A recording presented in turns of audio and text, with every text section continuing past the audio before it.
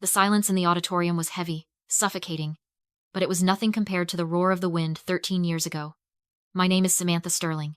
I am 29 years old, a majority shareholder in 3 tech conglomerates, and until this morning, I was a ghost. But to understand the execution happening on this stage, you have to understand the crime that birthed it. It happened on a Tuesday. The barometer was dropping, and a hurricane was chewing its way up the coast. But the real storm was inside our living room. My sister, Ashley, stood at the top of the mahogany staircase. I was at the bottom, holding a laundry basket, invisible as always. She looked down at me, and for a second, her face went blank. It wasn't anger. It was calculation. She needed a climax for the drama she had been building all week, and I was the only available prop. She smiled, a small, terrifying twitch of her lips, and then she threw herself backward. It was a bad performance, physically. She caught the railing, slowed her descent, and tumbled the last 4 steps with the grace of a stuntman. But the audio was Oscar-worthy. She screamed like she was being murdered. "Samantha, stop, please, don't push me." My mother, Susan, burst from the kitchen. My father, Robert, stormed out of his study. They didn't look for evidence. They didn't ask why. I was 10 feet away from the stairs, holding a basket of towels. They didn't check Ashley for injuries because there weren't any. They reacted with immediate, violent certainty because that is what the script required. "You monster!" Robert hissed. The vein in his forehead bulged, a detail I remember with perfect clarity. "You tried to kill her." I didn't argue. I had learned years ago that in the architecture of a toxic family, truth is a structural weakness. They didn't hate me because I was bad. They hated me because they needed a place to dump their own sins. This is the scapegoat's cage. Every perfect family image is a lie that requires a vessel to hold the truth. They needed to believe they were good, successful, and righteous. To maintain that delusion, they needed someone to be the embodiment of everything wrong. By designating me the villain, they absolved themselves of all their failures. I wasn't their daughter. I was their trash can. If they evicted the trash, the house would be clean. Robert didn't just yell that night. He crossed the room, grabbed a handful of my hair, and dragged me toward the front door. My scalp burned, but I didn't make a sound. I refused to give them the soundtrack they wanted. He opened the door. The wind hit us instantly, a wall of rain and debris. The hurricane warnings had been blaring for hours. Mandatory evacuation orders were in effect for the coast. But Robert didn't care. He wasn't disposing of a child. He was exorcising a demon. "Get out," he screamed over the gale. "Don't come back until you're dead." He threw me onto the wet pavement. I was barefoot. I watched the heavy oak door slam shut, the deadbolt sliding home with a finality that sounded like a gunshot. I stood up, shivering, the water soaking through my thin shirt instantly. I looked at the house, glowing warm and yellow against the black sky. They were inside, comforting the golden child, drinking wine, feeling righteous. They thought they had destroyed me. They were wrong. Robert threw me into a hurricane thinking it would kill me. He didn't realize that he was just introducing me to my natural element. That night, the scared little girl died on the porch. The thing that stood up and walked into the darkness was something else entirely. Something cold. Something patient. I stood in the rain and made a promise to the thunder. I wouldn't just survive this. I would buy the storm. Before I tell you exactly how I ruined him in the next 10 minutes, drop a comment and let me know where you're watching from and what time it is there. I want to see how far the truth travels. The storm didn't kill me, but a sedan doing 40 on a slick coastal road almost did. I don't remember the impact. I remember the headlights cutting through the rain like searchlights, a screech of tires that sounded like a woman screaming, and then a silence so profound it felt heavy. I woke up 3 days later in a room that smelled of antiseptic and lemon. My leg was in traction. My ribs were taped, but my mind was crystalline. A woman was sitting in the chair next to the bed. She wasn't wearing a nurse's uniform. She was wearing a silk blouse and a look of fierce, terrifying intelligence. "I'm Dr. Elizabeth Vance," she said. Her voice was calm, the kind of calm that comes from holding people's lives in your hands every day. "I was driving the car. You were invisible in that rain." I tried to speak, but my throat was sandpaper. She held a cup of water to my lips with a gentleness that felt alien. "We called your parents," she continued, setting the cup down. She didn't look away. She wanted me to see her eyes when she delivered the news. "The police contacted them immediately. They told us that you were a runaway, that you were violent, and that if you survived, the state could keep you. They refused to come to the hospital. They said you were dangerous. It should have broken me. A 13-year-old girl, broken in a hospital bed, rejected by the people who gave her life.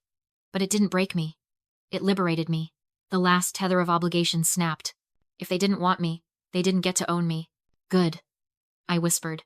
Elizabeth looked at me, really looked at me, and nodded. She didn't offer pity. She offered a strategy. Over the next 6 months, she didn't just repair my shattered femur. She reconstructed my entire existence. She was a trauma surgeon with no children and a surplus of maternal instinct she had been saving for a worthy investment. She petitioned the court. Since my parents had documented their refusal to claim me, labeling me incorrigible to avoid medical bills, the state was all too happy to hand me over to a wealthy surgeon. I didn't recover. I evolved. I legally changed my name the day I turned 18, burying the girl Robert threw out into the rain. Samantha Sterling wasn't born. She was forged. While my former classmates were worrying about prom dates, I was learning about market volatility and code. Elizabeth taught me that emotions are variables, but success is a constant you can calculate. I skipped the teenage rebellion phase. I didn't have time for it. I channeled every ounce of my rage into a laptop screen. I taught myself Python, then C++. By 22, I had developed a proprietary algorithm for high-frequency trading. By 25, I sold it for 8 figures. I built a portfolio of tech investments that grew quietly, aggressively, in the dark. Meanwhile, I watched them. Not with binoculars, but with public records. I watched Robert's construction business slowly bleed out, strangled by his arrogance and inability to adapt to new regulations. I watched Susan age, her beauty fading into bitterness. I watched Ashley fail upward, buoyed by their enabling until she hit the ceiling of her own mediocrity. They were rotting from the inside out, a slow decay of their own making. I was the phoenix rising from the ashes of their neglect, and like any good apex predator, I was content to wait. I didn't need to touch them yet. I just needed to be ready for the moment they finally looked up and realized that the ghost they created was holding the deed to their lives. Time is a currency, and my father spent his like a drunken sailor.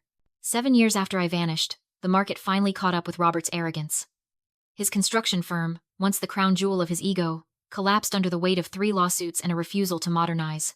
He liquidated his assets, his stocks, his pride, but he refused to touch the mansion. The house was his stage. Without it, he was just another failed businessman with a bad temper. I watched the foreclosure notice hit the public records database at 9 to 2 in the morning on a Tuesday. By 9:15, I had my lawyer on the phone. Buy the debt, I said. Use the shell company, Mercury Holdings. They're underwater, Samantha, my lawyer warned. It's a bad investment. It's not an investment, I corrected him, staring at the satellite image of the house where I used to sleep on the floor because Ashley wanted a walk-in closet. It's an acquisition of inventory. I bought the mortgage for pennies on the dollar. The bank was happy to offload a toxic asset. I was happy to acquire a toxic family. But I didn't evict them. Eviction is messy, public, and quick. I didn't want quick. I wanted control. I sent a proxy, a man in a 3-piece suit, with a voice like velvet, and a briefcase full of lies. He approached Robert and Susan with a proposal that stroked their ego so hard it practically purred. He told them that Mercury Holdings was an exclusive private equity firm looking to hold heritage properties for future development. He offered them a deal that was too good to be true, which meant my father swallowed it whole. We would buy the house, clear the debt, and lease it back to them. The rent? $1 a year. They think you're an idiot, my proxy told me after the meeting. Robert actually laughed. He thinks he charmed us. He called the investors soft-hearted fools with too much money. I sat in my penthouse office, looking at the digital scan of the lease agreement. Robert's signature was scrawled across the bottom in confident, sweeping black ink. He thought he had pulled off the heist of the century. He thought he had tricked a faceless corporation into saving his lifestyle so he could keep playing the aristocrat at the country club. He didn't read the fine print. Specifically, Clause 14, Section B, the Good Conduct Clause. Tenants agree that any public behavior deemed detrimental to the reputation of the landlord, or any involvement in public scandals, defamation, or criminal activity, will result in the immediate termination of this lease and instant eviction without grace period. It was a standard clause for high-end corporate housing, or so my proxy assured him. Robert signed it without blinking. He was too busy looking at the check that cleared his debts. He didn't realize that he had just handed me the kill switch to his life. For the next 3 years, I was the silent partner in their existence. I owned the walls that sheltered them. I owned the floorboards where Ashley walked in her designer heels, oblivious to the fact that the ground beneath her belonged to the sister she thought was dead. They threw parties to celebrate their financial recovery. They toasted their own resilience. They were living in my aquarium, and I was just waiting to tap on the glass. The trap was set. All I needed now was for them to make a noise loud enough to trigger the sensors. And knowing my family, Silence was never an option. The invitation arrived on heavy cream cardstock, scented with lavender and pretension. Ashley was graduating. Not with honors, and certainly not with a degree she had earned through sleepless nights in a library. But she was graduating. My father had likely donated enough money to pave the dean's driveway to ensure it. The college, a mid-tier liberal arts school desperate for relevance, announced a capital campaign the same week. They needed a new wing for the arts center. They were looking for a lead donor. I wired $5 million that afternoon. I did it through a double-blind trust. No name attached. Just a stipulation. The donor retains the right to select the keynote speaker for the commencement ceremony. The administration didn't care about the mystery. They only cared about the zeros. They accepted the money so fast the wire transfer barely had time to cool. My parents, predictably, were ecstatic. They didn't know I was the donor, of course. They just knew that Ashley was graduating in a ceremony that was suddenly attracting national attention due to the historic gift. They preened. They bragged. They strutted around town like they had personally laid the bricks for the new wing. Then came the phone call that sealed their coffin. It was Mrs. Gable, an old neighbor who had once sneaked me cookies when my mother put me on a discipline diet. Her voice was trembling. "Samantha? Is that really you?" "It's me, Mrs. Gable," I said, leaning back in my leather chair, watching the city lights of Seattle blink below me. "I'm alive." She burst into tears. "Oh, thank God. Your mother." Susan told the neighborhood association. "She told us you died." I went very still. "What exactly did she say?" "She said you passed away 2 years ago," Mrs. Gable whispered, her voice thick with horror. "In a state institution. She said you were violent, that you lost your mind and took your own life." She cried at the bridge club. "Samantha," Robert accepted condolences. They set up a memorial fund. The air in my office seemed to drop 10 degrees. It wasn't just a lie. It was a strategic narrative. By killing me off, they garnered sympathy. They became the tragic, noble parents who had done their best with a broken child. They were monetizing my non-existent death to buy social capital. They had erased me not just from their lives, but from existence, painting over my memory with the brush of insanity to protect their reputation.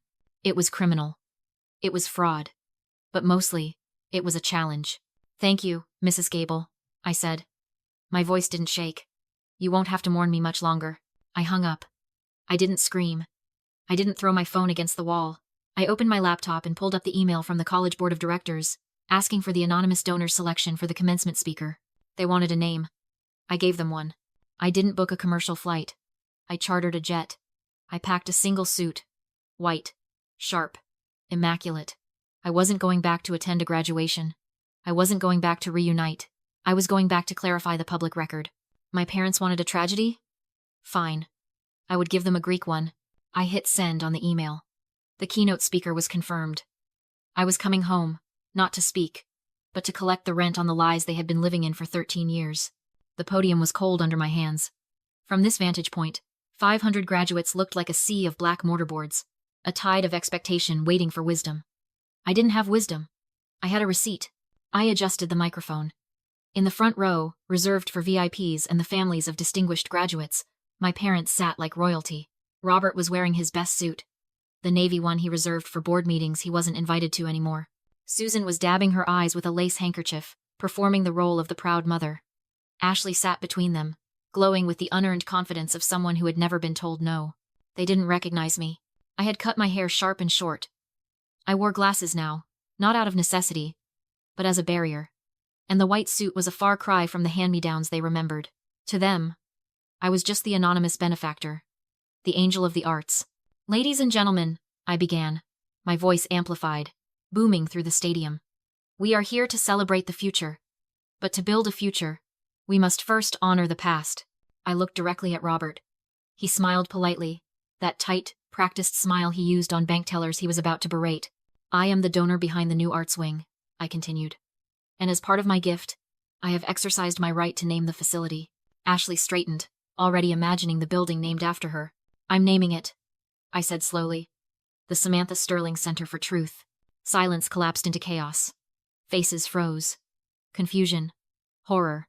"Because Samantha Sterling didn't die in an institution," I continued. "She was abandoned by her family." I pressed play. The speakers blasted the 13-year-old recording of my father screaming, "You're a monster. Get out and die in the street." 500 people gasped. Robert surged to his feet, screaming that I was sick, unstable, trying to rewrite the narrative. The crowd hesitated. I let him rant, show them who he really was. Then I asked one quiet question. Robert, do you remember the lease you signed with Mercury Holdings? A document lit up the giant screen, the lease, with his signature and the good conduct clause that allowed immediate eviction for public scandal. You just broke it, I said, on microphone, in front of hundreds of witnesses. Robert tried to argue. You can't call Mercury Holdings, I cut in. It's a shell company. And it's mine. The next slide showed the owner, Samantha Sterling.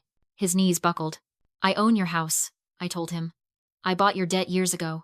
You've been living in my property for $1 a year. At my signal, security removed them. While I spoke, the sheriff changed their locks. Their belongings, furniture, clothes were already on the curb. When the doors shut behind them, I felt weight lift. They weren't just humiliated. They were homeless, exposed, finished. I deleted their numbers. Not blocked, deleted. They were strangers now.